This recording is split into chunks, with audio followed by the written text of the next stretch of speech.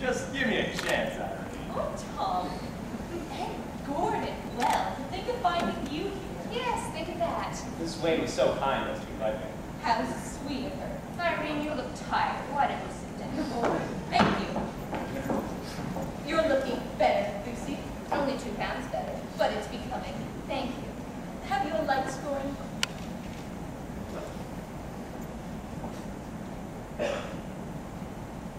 You know, I've been telling Gordon for weeks he ought to come here once. I knew he'd enjoy it. Well, I hope you didn't force the poor man, Irene. Tea, if you please. You take a Lemon. lemon, yes. Crumpets. Thank you. Of course, they're nothing compared to those your chef makes. Gordon, Irene has the most wonderful chef. You really ought to go there to tea sometime. Once.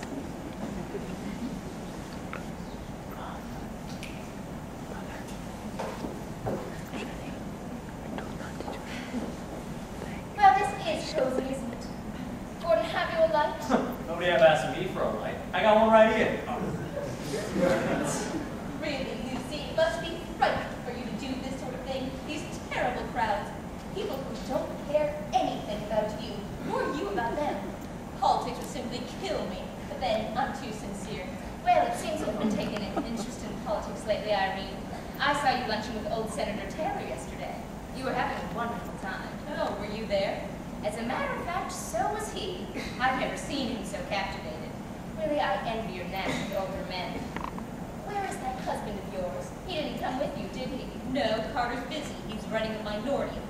Again, I'm so sorry. Well, at least Carter can afford to express an opinion.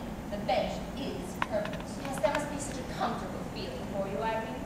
Almost like royalty. But then again, you were, weren't you?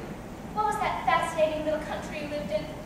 If you mean Mr. Gordon's country, it was Slovenia. Ah, yes, Slovenia.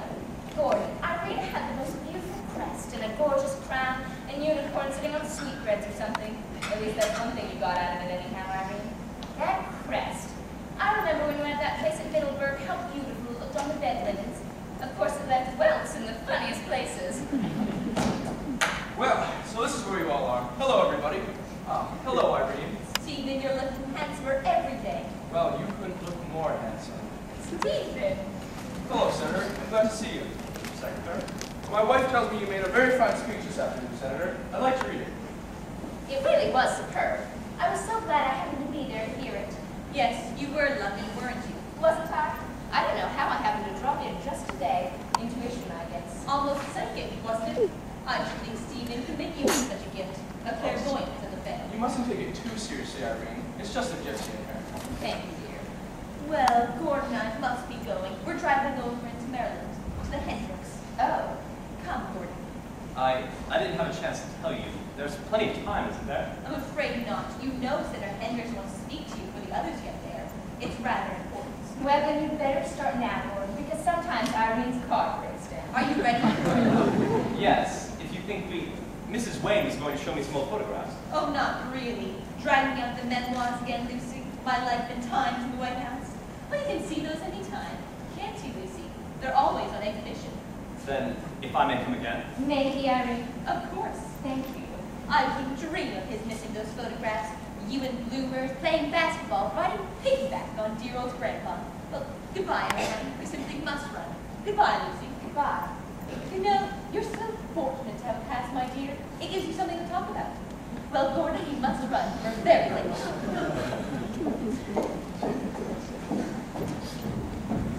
See a room with so many books in it and nothing to read.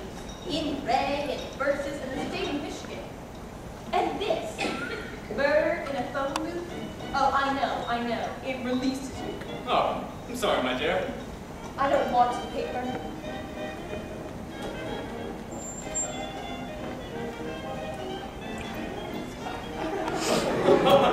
Snooky Wookums and her pals are very amusing this evening. You see, yesterday, Snooky Wookums poured a whole bucket of quicklime over Dimpleface. That's a little friend of his. And today, Dimpleface contrives to have Snooky Wookums carried off in a garbage wagon. I don't see how these fellas think of something new every day. Carter, Yes, my dear? would you mind terribly if I did something about that fish? What? If I could just get it to close its mouth. But my dear, that is one of the finest specimens in American amberjack. I caught that fish Off the Florida coast on February 26, 1917. It weighs 27 pounds and measures 3 feet 4.5 inches at the tip of the tail. Oh, really, my dear, your tone. It was the year we were married, 1917. Oh, then that's how you remember. Yes, that's how. We were caught the same year.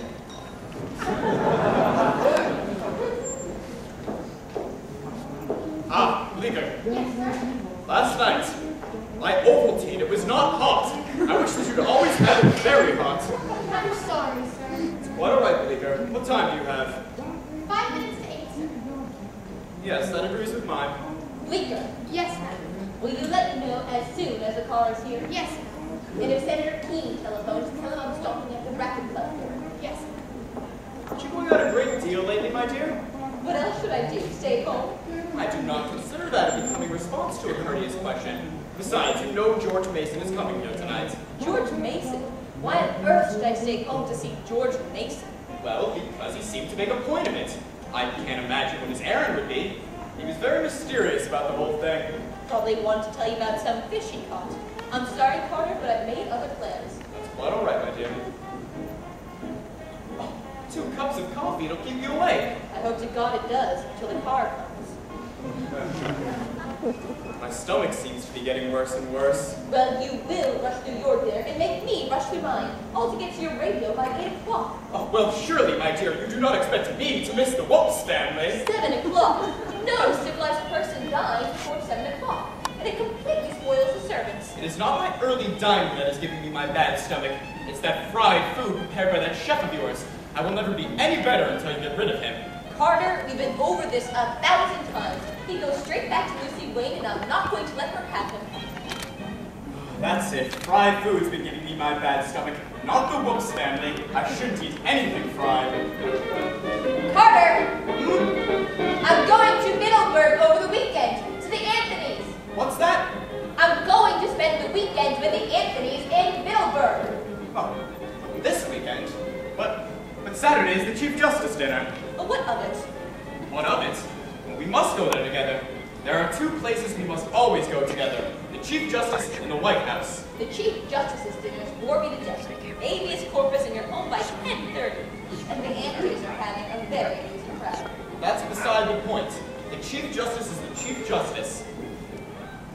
You know, he was very perturbed today. He should have been there.